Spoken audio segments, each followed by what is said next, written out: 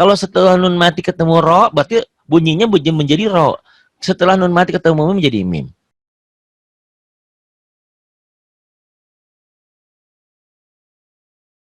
Assalamualaikum warahmatullahi wabarakatuh. Kajian kita kali ini akan membahas tentang pasal kelima buku hijau kita. Bahasan kita tentang hukum nun mati atau tanwin. Lihat ya, nun mati atau tanwin. Kenapa nun mati ini kalau dilatinkan bunyinya N? Tanwin juga kan tanwin ini ya. Tanwin ini adalah an. Coba lihat ya. Ini dasar seperti ini harus pintar. An. Ini un. Domah tayen itu dibacanya un. Kasroh tayen dibacanya in. Tuh ya. Sementara nun mati itu min tuh ya. Misalkan min. Nun mati itu juga n. Jadi bahasan kita sebetulnya cara gampangnya bunyi n ini akan diapain?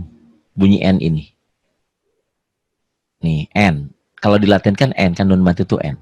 Bunyi n ini akan diapain? Tergantung. Kok tergantung? Iya, setelah n itu, setelah nun mati itu nanti ketemu huruf apa?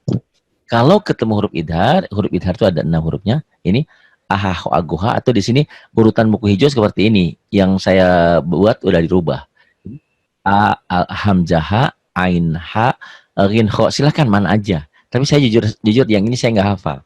Saya hafalnya idhar itu hurufnya 6, ahaho agoha. Ahaho agoha nanti di berikutnya ada ya. Kemudian ikhfa itu juga 15. Hurufnya ini ikhfa. Ya. Nih, urutannya juga ini urutan saya nggak hafal. Urutan yang saya bikin adalah ta, tha, dal, zai, jim, sin, shin, sodot, to, zo, fakoka. Iklab cuma 1 ba. Sedangkan idgom itu ada 6. Tuh. Terkumpul dalam yarmaluna. Ya, ro, mim, lam, waw, nun. Ini bagan ya, membaca bagan. Idgom dibagi 2, nanti ada idgom biguna dengan dengung, ada idgom bila guna tanpa dengung. Idgom biguna, idgom yang dengan dengung itu hurufnya ada 4. Yanmu, ya, nun, mim, waw. Bila guna, lam, dan ro. Paling nggak ngerti, nggak apa-apa, ini baca bagan aja. Intinya, nun mati atau tanwin jika berhadapan dengan huruf hijaiyah yang jumlahnya 28, kebagi 4 cara baca. N-nya, bunyi N-nya akan dijadikan bunyi apa? Tergantung. Kalau nun mati atau tanwin bertemu huruf idhar yang 6 tuh ya. Berarti nanti bunyi N-nya tetap jelas N. Kalau nun mati atau tanwinnya bertemu dengan huruf ikhfa yang 15, itu N-nya nih ikhfa, N-nya tanpa G jadi eng. Kalau nun mati atau tanwin, ini kan ini 6 ditambah 15 berapa tuh? Ya, 21. Nah, iklabnya berapa? Iklabnya cuma 1 ba doang. Nah, kalau nun mati atau tanwin ketemu ba, itu bunyi N-nya berubah menjadi M. Makanya nanti ada M-nya, cara gampangnya ya. Di sini ada M-nya. Jadi N-nya jadi M. Jadi M ya, N jadi M. Gitu. Sementara sisanya ini kan 6 tambah 15, 21 tambah 1, 22. Nah, 6-nya adalah idgom. Kalau nun mati atau tanwin bertemu dengan huruf idgom, itu melebur. Melebur ini idhar jelas, ikhfa samar bindeng, iklab mirip ikhfa, idgom itu melebur. Maksudnya N-nya tergantung. Kalau N-nya ketemu R, ketemu ro, berarti R-nya jadi R. Kalau R-nya ketemu L, jadi R-nya jadi L. Gitu ya kalau dilatenkan ini. Nah, nanti ngertinya setelah dipraktek ya. Ini mungkin belum mudeng, enggak apa-apa. Nanti N-nya nanti ketemu M, jadi bunyi N-nya berubah menjadi M. Itulah idgham, melebur. Ibarat kalau kita punya pewarna, ini air putih. Air putih itu tergantung. Nanti dikasih merah, warnanya jadi merah, dikasih kuning jadi kuning, dikasih hijau jadi hijau, seperti itu. Itu ya. Nah, itu. Ini membaca bagan. Jadi kalian harus pahami dulu, paling tidak kalian ikut ngaji dengan saya itu adalah ijazah. Kok ijazah? Bahwa bukti kalian bisa mengajarkan pelajaran tajwid karena kalian sudah belajar dengan gurunya. Bukan hanya dengar di YouTube atau bukan hanya dengar-dengar kata orang. Tapi sudah yakin. Itulah ilmu yakin. Kalian mau gimana mau mengajarkan kepada orang lain kalau kalian tidak yakin dengan ilmu yang kalian dapat. Emang kenapa Pak Ari harus ngajar? Jangan salah. Kalian hidup boleh mati. Saya katakanlah 2-3 tahun atau 10 tahun lagi meninggal. Udah selesai. Tapi kalau saya masih ada ilmunya yang diajarkan diamalkan oleh orang lain, itu ngalir. Makanya harus punya ilmu yang bisa diamalkan oleh yang lain, tapi ilmunya yang positif. Nah, sampai di sini ini nun mati atau tanwin ini kan membaca bagan. Hukum nun mati atau tanwin dibaca 4 cara baca. Idhar itu jelas n-nya, ikhfa itu samar, n-nya cenderung ke eng, iklab itu juga hampir bindeng samar, cuman n-nya berubah menjadi m tapi bindeng juga. Sebenarnya idgham itu dibacanya melebur. Baik, sebelum ke halaman berikutnya, saya harus pelan-pelan. Di pasal kelima, ini bagusnya interaktif ini kan ada umpan balik. Jadi saya nggak ngomong sendiri. Buku hijau pasal kelima halaman ke-14 membahas tentang hukum nun mati atau tanwin. Nun mati atau tanwin judulnya. Jadi setiap kita baca di Quran itu lihat ada nun matinya ada. Kalau ada, nun mati ini bertemu dengan huruf apa? Oh, ketemu dengan huruf idhar. Berarti nun matinya n-nya tetap dibaca n, jelas. Oh, nun matinya ketemu huruf IPA yang 15. Ah, berarti n-nya tambah g jadi eng. Oh enggak, nun matinya ketemu ba.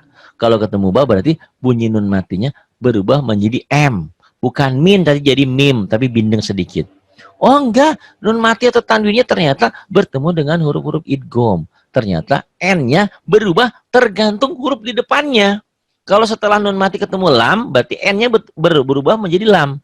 Kalau setelah nun mati ketemu ro, berarti bunyinya menjadi ro. Setelah nun mati ketemu mim menjadi mim. Itu ya, mudah-mudahan. Jadi hukum nun mati atau ini baru bagan. Jadi saya pelan, bagan itu pembagian. Jadi hukum nun mati atau tanwin itu ada 4 bagian. Cara bacanya, cara membacanya.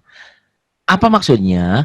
Apabila nun mati atau tanwin bertemu dengan salah satu huruf idhar yang ini, yang 6, maka bunyi nun matinya tetap n.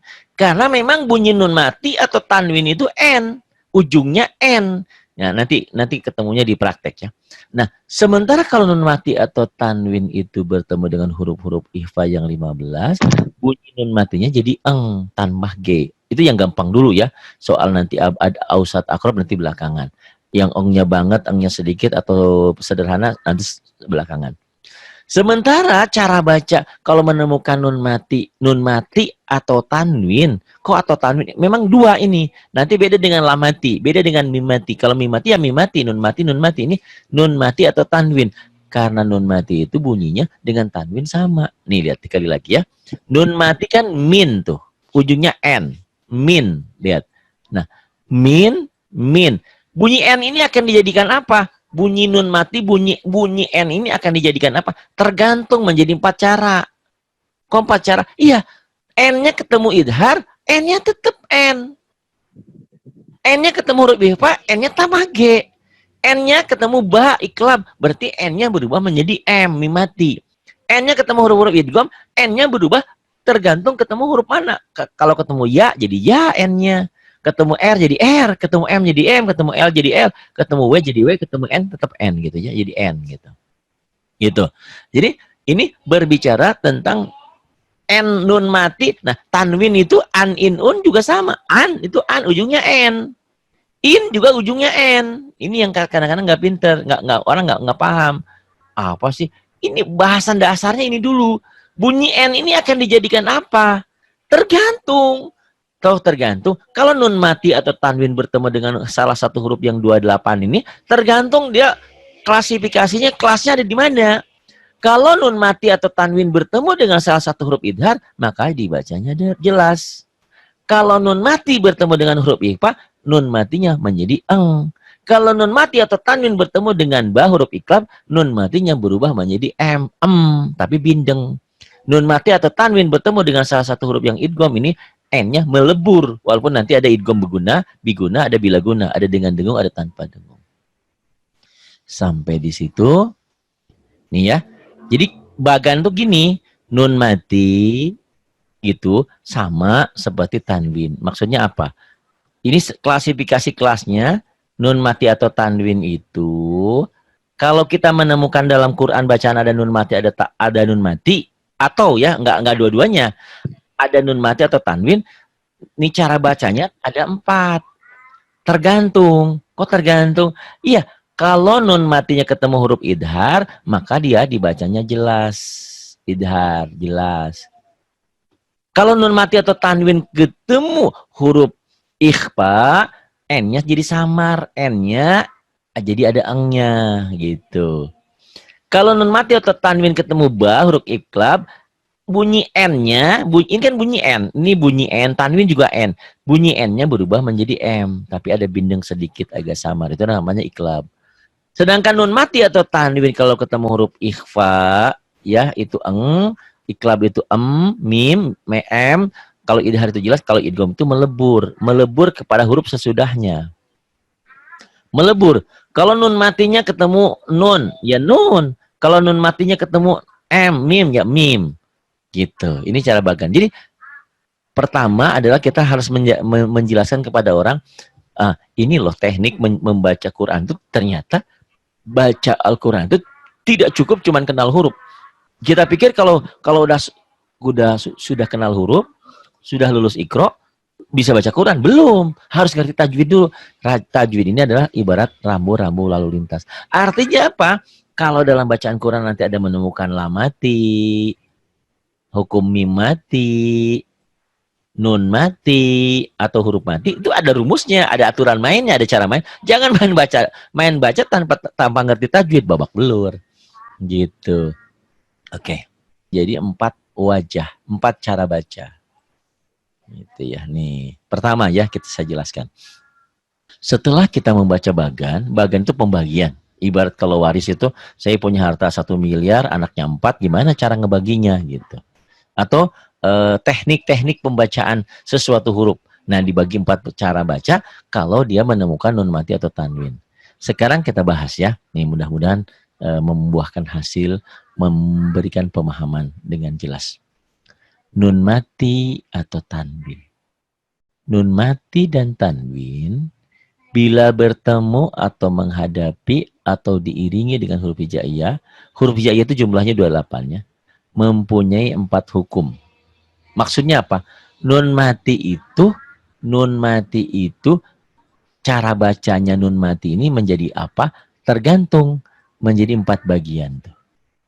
1 idhar, kedua idgham, ketiga iklab, keempat ikhfa. Urutan sih boleh beda ya.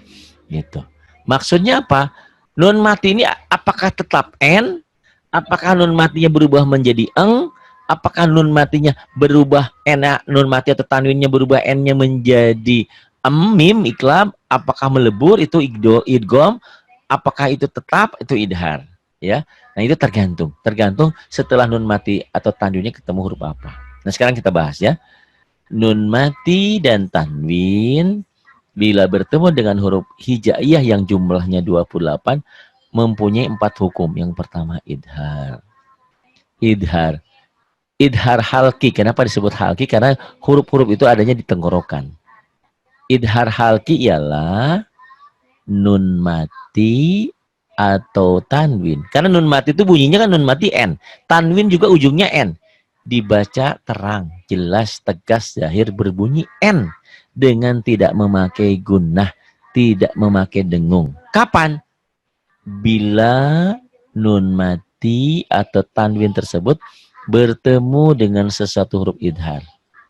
Disebut idhar halki, kenapa? Karena huruf-huruf tersebut adalah huruf halki, huruf-huruf yang keluar dari halak, dari tenggorokan. Nah, huruf idhar itu ada 6. Tuh, ini udah saya urutkan. A, H, Ho, A, Go, H. Nah, nanti peserta aktif nanti ditanya ini, ada berapa huruf idhar nanti ya, tenang-tenang aja. Nah, huruf-huruf tersebut dikumpulkan pada huruf pertama ini, boleh ini, akhi, haka, ilman, hazahu, ghairu, khasir. Saya nggak hafal ini. Yang populer ini, hamzun, fahaun, summa, ainun, ha'u, muhmalatani, summa, ghinun, kha'u. Itu huruf idhar. Tapi saya juga bingung. Dulu sama ayah diajarin ini. Hamzun, betul. Ha, ini hamzun. Paha, hamzun, paha. Hamzun, pahau, hamzah. Summa ain, ain. Ya. Jadi menerangkan seperti ini. Nah, ini nadom, lagu untuk mudah. Kan ada ha tuh ya. Huruf idhar ada ha. Hamzun, pahaun, ada hamzah, un. Un, alif nih hamzah. Hamzun fahaun summa ain, ada ain. Ain tuh. Ha, ada ha nih, ha. Ha. Muhmalatani summa ghin, ada ghin. Ada ghin dan ada kho. Tapi bingung kalian kalau pun hafal ini cuman keren aja. Huruf idgham ada berapa? Ada 6.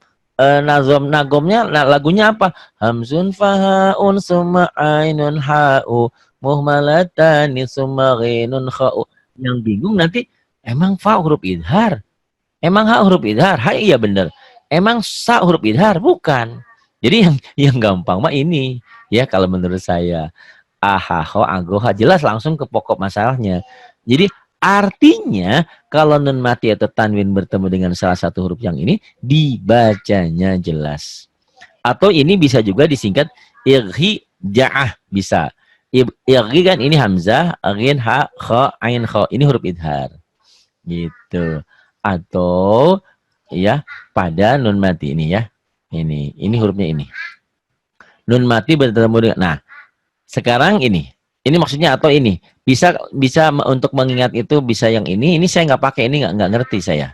Yang kedua sering ya, hamzun fahaun summa ainun ha'u muhmalatani summa ghinun kha'u, enak dilaguin aja gitu. Kalau tapi ngapalin huruf mah enak yang ini, ahaho agoha, ahaho agoha.